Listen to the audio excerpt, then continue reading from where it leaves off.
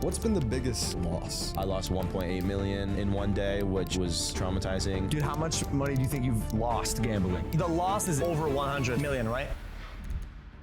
Gambling has been around literally since the beginning of time. 2,000 years ago, there were two royal Indian families. One side, let's call them the Poop family, was very jealous of the other side, let's call them the P family, and they wanted to take everything from them. But they wanted to do it in a way that was non-suspicious and calculated. So their solution? A dice game. The only thing is these die were created from their dead ancestors' bones to make the game rigged. So the two families started to play, and once they started, the P family kept losing, but they continued to play because on the surface, it looked like a fair game. But in the end, the P family lost literally everything. Gold, jewelry, money. The P family's leader even bet his own wife and ended up losing her too. Now come back to the present. Today, the Poop family's game still exists. It just looks a little bit different. All just gambling ploys made by smart people with the goal of making them as rich as possible while making you completely poor without you noticing. And a version of this has been especially successful in recent years through online casinos and influencer personas, showing a flashy lifestyle and advertising profits, entertainment, and a lifestyle people want to live. Still ultimately disregarding the trillions lost, families divided, and lives ruined through gambling. So my point, I'm putting that to the test as someone who is not an influencer, has never really gambled before, and doesn't have some offshore casino to sell you. Now to my knowledge, any traditional gambling is rigged to make you lose money at least over time. But what if there were some kind of calculated gambling? Sports betting. This is the third part in a series of me trying to make $20,000 profit for an M4. If you don't know the story, watch the other videos. Now I don't have any affiliation with any gambling site. I just have a friend named Biz who sports bets and graduated from college with a degree in statistics. So for the next 7 days, this is going to be a personal attempt that I put up with my own money to see if sports gambling is really a viable source of income or just another ploy designed to look like it. Now there are some things and terminology that I'd like to explain about sports betting just so you can fully understand it. First is bankroll. This is the total amount of money that you set aside for gambling. In my case, this is $1,015.87. Next is units and unit size. A unit is the amount of money you wager per bet, and this is usually a percentage of your bankroll. For me, this percent will stay the same for every unit I place. Now my friend Biz recommends 2 to 5%, so I'm gonna go in the middle at 3% per unit. Next, bookies. These are the individuals that work for sports betting companies to create bets for users to place. Now very important, let's get into bet types. The first type is called spreads. This is betting that a team will perform better or worse than a sports betting site has predicted for them. Moneyline. Very simple, just betting if a team will win outright. Over, under, also known as totals. This is just betting over or under on some statistic in a game. So it could be over points, under points, over rebounds, under rebounds, over goals. You get the idea. Parlays. This is multiple bets combined into one, and you need to hit every single one for the parlay to pay out. These are very high risk bets, but also high reward. Player props. This is betting on an individual player's performance. So it could be over, under on this player, over, under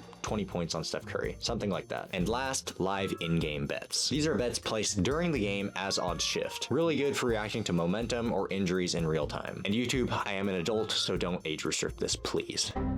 I also want to say that genuinely, at the end of the day, this is somewhat for entertainment purposes. I can't recommend this to anyone and is, of course, 100% not financial advice. Now, with all that stuff out of the way, let's see if we can make some money. This challenge started off rough. The video of my chopped chin, shit hair, and bloated face is all muted because I forgot to set up my mic properly.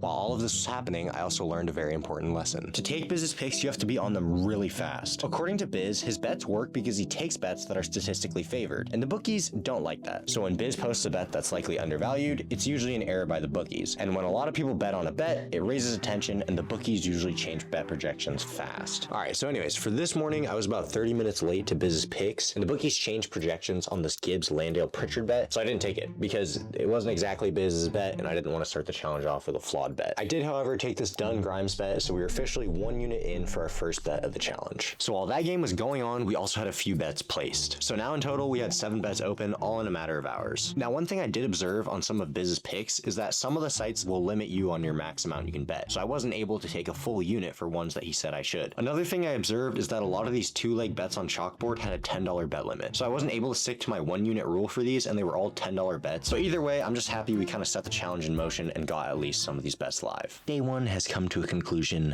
I think it's time for a recap. In total, Biz posted 9 picks today. I was only able to take 7 of them. I pretty much just got to them too late. Ending stats on the day, negative $59.60, and my record is 1-4. Like I said, I placed 7 bets, so I still have 2 that are live. So yeah, I will see you guys for day 2. Well, good afternoon. It is day 2 of the challenge now. There was another bet today that was posted by Biz, and it was posted at 9:13 in the morning. I woke up at 9:30, instantly checked my phone, and all the props were changed. We have 2 bets going in today. Hopefully we hit. So yeah, more of the same issue. Getting to bets way too late and not being able to take them. But there were still games to come for the day, and hopefully bets to cash. So I popped on the Clippers game, and it was looking decent, but not that decent. By halftime, not a single projection in the Kuminga parlay had hit, and it was looking a little more doubtful. That was until Biz threw up a halftime money line on Golden State, and the rest of the game kind of continued to be really mid, and we didn't cash on any of the other parlays. But Biz cashed. His money line was a great call, and we hit for $37 in profit. All right, just for a total recap, at this point we were the following: 9 total bets taken, 3 cashed, and we're down 2.1 units. Definitely not the best we could be doing, but I also understand that the betting strategy is about averages. All right, day 3, we had another mic problem, so here is a recap of what happened. We missed one of Biz's bets today, but hit all the other ones because we were on them within a minute. For a total of 3 bets on the day, all at a unit each, so we were ready to rock. And rock we did not do. The first 2 bets we took got killed super early, so we were down another 2 units. And honestly, things really weren't looking too good. All we had left for the day was this Buzelis parlay, and the way things were going, I wasn't really too hopeful for anything. But it fucking hit. All 3 legs hit, and we turned a $30 bet into $243.90, making 7.13 units on a single bet, completely ripping us out of our losses and putting us back in business. Now, I'm not gonna bore you guys to death and recap every single bet we took, but things were just kind of going okay for the next few days. It ended up being mostly a slow drop, winning here and there, but overall losing on average. The projection changes allowed me to not take some of these really undervalued bets and kind of hurt my averages and cause that slow decline. And eventually we got to our final day with only a few bets left to place. And if you're really nitpicking this video apart, checking my bets, yes, this is more than a week long. I apologize, but I got deathly sick, and this was the earliest I could commit to 7 days worth of bets because I was literally asleep all day for half of these days. But back on track. It'd be our last chance to break even, or maybe smash it and make some solid profit. We had 6 bets lined up for the day, so the potential was definitely there. The first bet was a spread, over on Bilal Koulibaly 4.5 rebounds. And while it looked promising in the beginning with a few rebounds, that's all we got from this gas station smoking Zaza faded looking boy. Next slip had Tyrese Maxey at 32.5 points and assists, and he smashed it at 36. But the bet still needed Jonas Valanciunas at 7.5 points, and Tubby fell short, only hitting at 6. And the rest of the bets went kind of the same way except for the last 2. Both of these cashed, and we hit for $20 profit. And for our final bet of the challenge, Alperen Sengun hitting for over 4.5 free throws made, and OG Anunoby hitting for over 12.5 points, hitting for $21.9 in profit, and also completing our 7-day sports betting challenge. So let's see how we did. All right, so in total, we ended this challenge at $928.10. With a starting bankroll of $1,000, this left us at a negative $71.9 profit, or down 2.4 units. Obviously not ideal, but there are stipulations I have about everything that happened and everything I learned, and I want to break it all down, so listen to me rant. First thing, 1 week is not long enough for this challenge. Now obviously I hope this video was entertaining, but to get a real sense of how profitable this could be, I'd need a much longer time frame. Looking through all of Biz's recaps, he does have bad weeks, and losses are just a part of betting. On the other hand, I actually didn't lose any personal money in this challenge. My betting bankroll was $1,000, but I didn't put $1,000 in by myself because I got a lot of free credits from signing up with codes for these platforms. So I got to this $1,000 bankroll with about $600 of my own personal money. Secondly, I could not take every single bet that Biz put out. Now this is a personal fault of mine, and if you look at Biz's picks that he took throughout this entire YouTube segment, he actually went profitable. Now, for some of these stipulations, the thing I hate about this is that you have to be glued to your phone. A big point of me getting into business and trying to make money is for freedom. So this challenge is kind of exactly what I don't want to do and be sitting glued to my phone all day long. Now, could I take every single bet that he places instantly with a bot? Sure, but my goal for this challenge was more for research purposes, so I didn't have to do all that. I think though, in theory, Biz is a very good statistical sports bettor, so hey, if you're into sports betting, he might really benefit you. If you want to try any of them out for yourself, click the link in bio. There's free trials for the first few people that sign up. But I mean, overall, I had fun. This was kind of entertaining, and I see the potential for it, and most of all, it kind of brought me closer to my roommate who likes sports, so I do have my eyes on the prize though, and if you've been watching this series, I am coming for that BMW M4. Now, since we technically didn't lose money in this challenge, we end at day 57 with $5,665.75 in total profit. Like, subscribe, all the good stuff, and most importantly, please comment what side hustle you want me to try. See y'all in the next one. Peace.